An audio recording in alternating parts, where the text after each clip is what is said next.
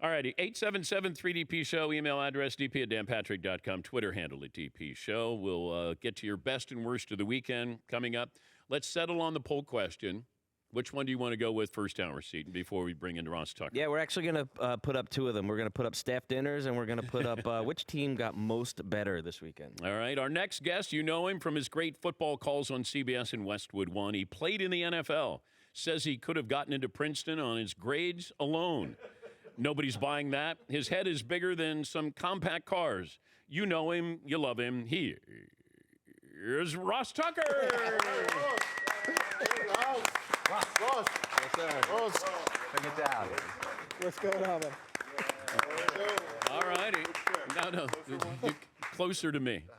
Closer to me. Look at Ross Tucker. 0% chance I would have gotten into Princeton without football. 0. The valedictorian in my high school, my year, did not get in the same year I got in. Wow. It was a little bit dicey. And they wanted to get into Princeton? Yeah, all I ever wanted to do was play football for Penn State. Yeah. All they ever wanted to do was go to Princeton or Harvard. And thankfully, by senior year, he was a little bit more relaxed that I could joke. And I said, listen, Richard, while you were fooling around studying, I was lifting weights trying to get into the best colleges. He went to Columbia or Penn. He's a doctor. I'm sure he's doing great. Yeah. But yeah, I guess, they only take so many people from each school, so I guess I kind of took a spot. Can you remember a sports shock in the NFL that's anywhere near what we got with the NBA? I remember being I'm not saying it's near where the NBA is, but I remember Easter Sunday one year, the Eagles traded Donovan McNabb to the Redskins, and that was like, wow, right? I mean, in division, and Donovan had been the face of the Eagles franchise for a decade. That was one where I think, I used to be working for Sirius XM. I think we had an emergency show. I think they called me like, can you do a show tonight, Easter Sunday night, to discuss that?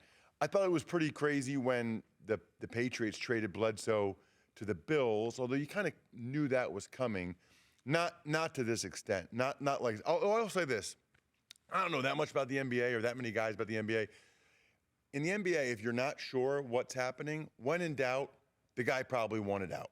I mean, it seems like all these guys, that's all they talk about in Philly now is Embiid and, Jimmy Butler. It just seems like if you're not sure why a team is moving on from a guy, that guy probably wanted out. And I don't know anything about Luka. Maybe he loved Dallas, but that's my 2 cents about the NBA. I thought about Andrew Luck, that was... Oh, yes. Because it felt like that he finally got the Colts' offensive line figured out, that he was getting healthier, he was in his prime, and then all of a sudden Shefty drops the bomb that he's retiring, and that was during preseason when he was at the game on the sidelines, and then the fans started booing him. Yeah, that really hurt my heart. I didn't like how any of that went down. You're right, because what guy retires in the middle, or at least it comes out in the middle of like the second preseason game? That's just not a thing for a starting quarterback to retire middle of the second or third preseason game. You're right, and then they were booing him, and then he had that awkward press conference, and that's not how he wanted it to go. I always think about situations like that, Dan, and I know you're similar. Who did that? Like, who told Shefty?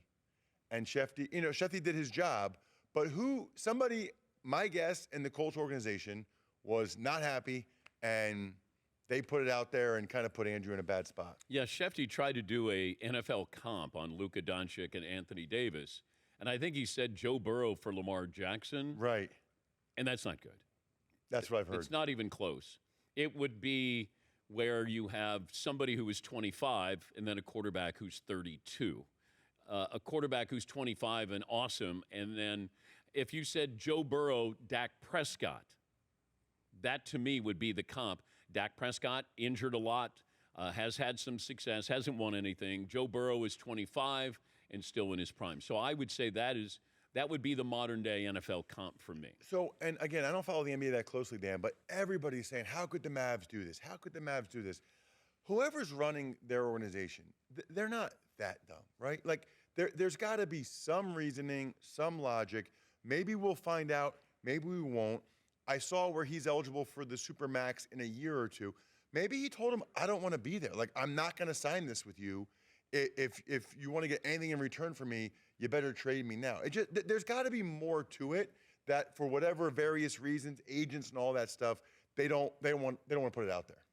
Yeah, I think he was generally shocked, and I think you have a GM who basically says, I'm either going to be, championed or vilified in 3 years from now. So it feels like, and there's always, ancillary things that go into this, but, they talked about the Mavericks culture, that, these players will buy into the Mavs culture, and maybe he didn't. They talked about his weight, and he was out of shape. So, there these code words that it felt like, do we want to give this guy $75 million a year? Right. And I'm thinking, it's not like he's going to slow down or he can't jump any high. He's like he's like Joker, where he's not going to slow down because he's already slowed down. This is how he plays.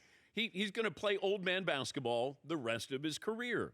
So that's what I don't. If he shows up with a beer belly, cut off shorts, smoking cigarettes, I'll be like, all right, that guy's still going to get 25 a night. So it's funny because the two things that jump out to me, I'll never forget. I can't remember what game they won last year, but after the game, he's drinking a beer.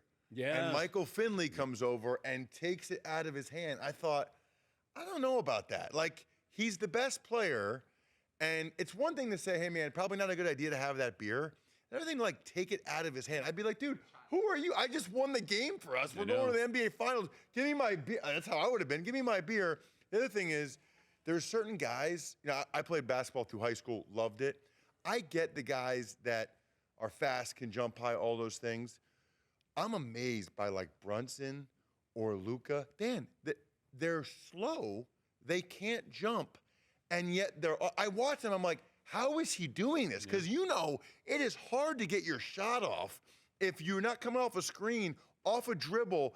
The way they it's really, really impressive. But it's like, and we're talking to Ross Tucker of CBS Sports, like Le'Veon Bell. He wasn't the fastest guy. Right. But he kind of drifted, boom. Yeah. Drifted, boom.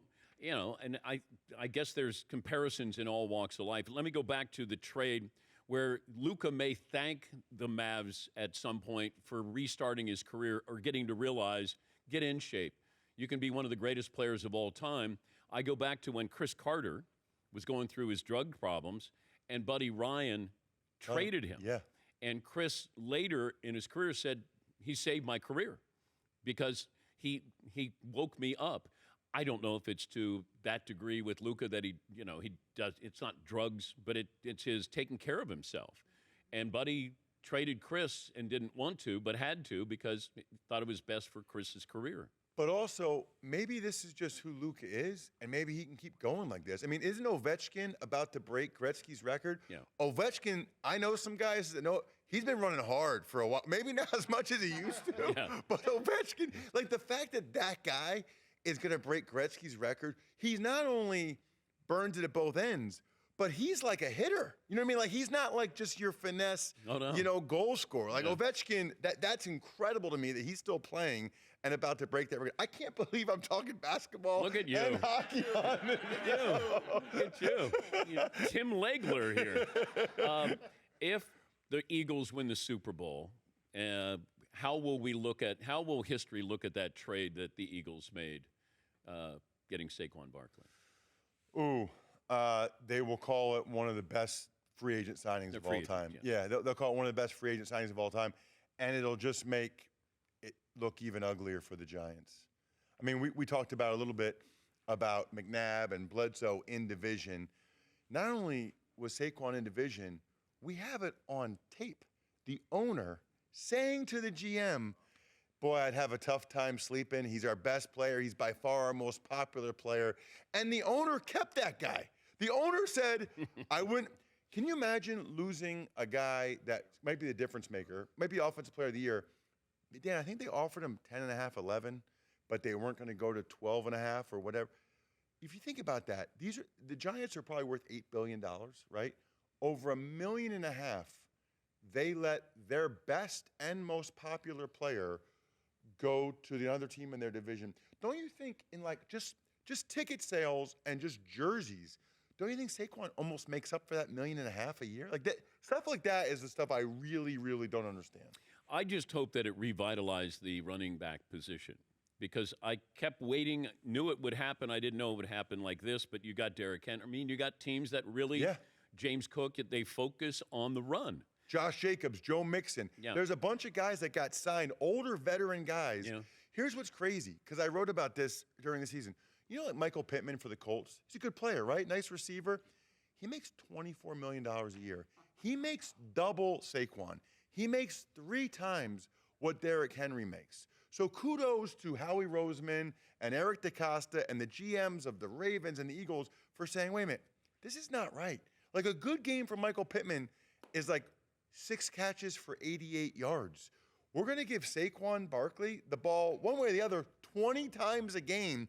And I think they also correctly figured out, you know, Saquon, if you get him to the second level and he gets that speed going, look out. The Giants just could rarely do it. But with the Eagles' offensive line, he gets that space to get up to 22 miles an hour often. And that's why we've had, I can't remember a guy, maybe Chris Johnson from the Titans that one year, but I can't remember a guy with this many 60, 70-yard runs. It just doesn't happen in the NFL. It's great to see you. Always, man. Good to see you guys in person, for sure. Thanks for all your contributions. We appreciate it. You're always there for us. The audience loved you, and you know, do you have the Eagles winning? Do you have to have the Eagles winning? No, I don't. No, I think I don't know how you pick Sirianni and Hurts over Andy Reid and Mahomes in a one-score game. I really don't. I mean, I think the Eagles for them. And you cover the Eagles all season long. I do their preseason games. I do multiple things for the Eagles. But when someone asks for my prediction, I got to go with what I think is the most likely scenario. Wow. Most likely scenario is one-score game. In a one-score game, I'm taking Mahomes and Andy Reid over Hurts and Sirianni. They can do it, but I think the Eagles' best chance is if they just run away from it with Saquon and win like 34-23. Eagles need to somehow either win by 2 scores or be up by 2 scores late, because if it's a one-score game, we've seen that movie over and over and over again. He's Ross Tucker with CBS Sports Westwood One. We'll take a break. When we come back, we'll give you our best and worst of the weekend. We'll also bring you the play of the day right after this from New Orleans.